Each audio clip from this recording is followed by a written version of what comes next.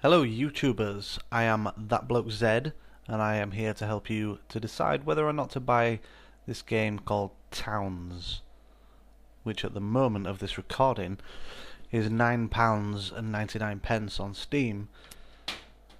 So you probably looked at it, read the concept behind the game, which is pretty solid, to be honest with you.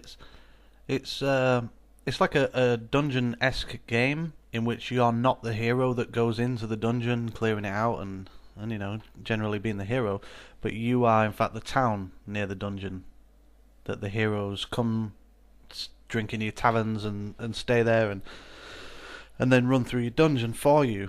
So the whole idea is it's a kind of a city simulator where you have to deal with your people's needs as well as trying to attract trade and heroes to come to your town.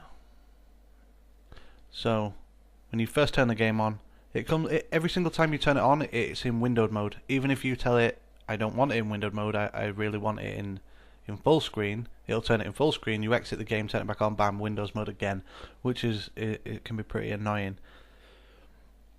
Unless you prefer it in Windows mode, in which case that's not an issue. So in the options menu you've got your graphics, and the only one is full screen on and off. Your audio, music on, and sound effects. The sound effects are absolutely terrible.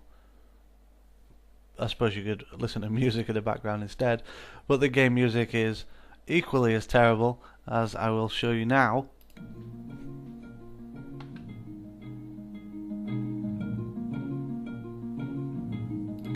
Constantly repeating itself. I suppose it's catchy for the first few minutes, but after that it's dreadfully awful. Okay, your other options. I'd keep autosave disabled, because even though you may sometimes forget, the amount of time it takes to actually save can be pretty irritating. When you're sitting there and you're about to do something important, the whole game freezes, you're like, what the hell? And then it just carries on. So I'd leave that off. You can keybind everything all over again.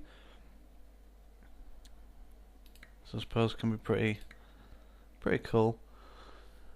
And then languages is English and Spanish. Now, the game itself has two modes. You can either create a map and play, or the tutorials. And the tutorials, as I'm sure a lot of other YouTube videos have shown, don't actually teach you anything at all. I mean, you go into, for example, digging and mining. Now you'll turn it on and you expect it to go, right, the first thing you need to do is A, then B, then C. It doesn't, it just shows up and goes, your ultimate goal is Z, get there. And you have to figure the whole thing out yourself. Now some of them are, the first few are pretty self-explanatory, you can figure it out yourself, but when it comes up to, like especially spiders, it just goes, right, kill 10 spiders, good luck with that. It doesn't tell you that you need to dig down into the mines for them, and how to equip your men properly, or even how to control them, which still baffles me to this day. Now I'm going to go ahead and jump straight into a new game, and I'll go into the normal map and start that one up. The loading times are pretty severe. I mean, it doesn't actually take very long, but for the graphics and the type of game that this is, it really does take a while, especially saving. Now, first thing you're going to see is a load of people dilly-dallying around. You're generally in a, fairly small map, but large considering, you don't need the whole thing. Now, the first thing I did there was scroll up, so right now we're on level 12. I can see the top of the mountains as I drop down in levels. It peels it away, like so, and predominantly you're going to be working on level 1, and I've lost my people. There they are. Right, so the first thing I'm going to do, just because of where I am, is bring up this bottom menu and click Harvest, and I only need to click once, and it'll stay on there. I'll just tell them to grab all that, and they'll run around to all these trees with fruit in it and pull one piece of fruit down from each massive fruit tree. You see it's flashing over here, and that is system messages. So for example, if I pause the game, it'll flash again going, you've paused the game, and I go, I know, And I unpause it, it flashes again. You've resumed the game, and well, I know, I did it. Thank you. So you have 3 bars: your left, your right, and center. Now on the left one, you can do a lot of production. For example, your military one can make weapons. So you'd start with like a wood one, and it comes up with left and right, like plus and minuses. Now the left one means I want you to produce, say, 5. Oh, well, let me do it for God's sake. Yes, thank you.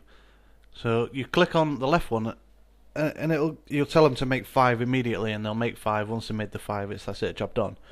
The one on the right, if I put that to 5, it'd be at any one time I want there to be 5 spare. So they'd make 5 and then stop making them. And then if someone picks up one of the swords, so there's only 4, someone will go ahead and make another one, so there's 5 again.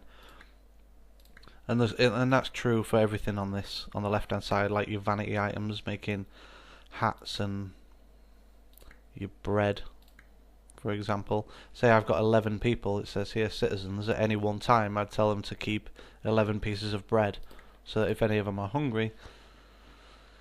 But then that also means that you need to have a massive wheat field going and tell it, look at the combat log. Right, these menus here, the combat log. Every single time anything happens in combat, even if this chicken was to die of old age right here and make a fantastic sound effect, it would say chicken died. And then on the left hand side it's more of a generalization. It gives you all the you should know this. So if one of my characters was to get into a fight, it would be showing me the combat log through this one, and then if they died, or it would appear in this one saying you guys died and that's all. It's a bit of a generalization. So when you first start the game, I'm not really going to be giving you too much of a tutorial here, but you'll probably be wanting to look at getting some wood, and they'll all run off and do it. The animations are awful, and as are the sound effects, as you probably hear. I'm going to turn that down. They've just made the trees disappear for one log, and they all just sit around. So now I'll probably want to make, if I go to the zones and stockpiles, so if I got a stockpile and build a raw material stockpile, they'll all pick up all the raw materials in the area and just dump it there. Now for zones, well, you can read it yourself if you decide to get the game, but for now I'm just going to build a personal room for somebody. So that's their bedroom. Now I've got 11 people, which means I probably need 11 of these rooms. And inside them, on the right hand side, you can kit them out. So like furniture, I could build him a bed. But there's no point. There is actually no point, because as you'll probably see in a minute, there you go, there's one. He's just sleeping on his feet. If he had his own room, it means he'd go to his own room and just sleep on his feet. Even if there was a bed there, he'd just go in and sleep on his feet. So that's a lot of pants. I don't even know where to begin. I mean, the tutorials explain nothing to you. The graphics, I mean, it's designed this way, so it's not, a huge deal. The concept behind the game is fabulous, and it doesn't deliver. It really does not deliver at all. It gives you an option to do a hell of a lot of things, gives you no utilization to, properly exploit it. You can have heroes come to your town, and on one of my other saves, I've been playing for the best part of 11 hours, and I've only got 2 citizens left because they've all died. They've all just wandered off for absolutely no reason, probably to just pick up some random corpse somewhere and just bimbled straight into an enemy and died. So now I've got 2 people left and had no heroes. So for a rating of this game, I didn't even show you much of the game just because I really don't want to. It's terrible. So for the concept of the game, I would give it probably an 8. It must have a really small development team, because any moderately sized development team for this kind of game, which I imagine would probably be like 5 people, they would have at least, I don't know, I want to say would have at least finished this game before releasing it. So at the minute they just want £10 from you, sterling, for what feels like a completely unfinished game. Thank you very much for watching. I've been That Bloke Zed.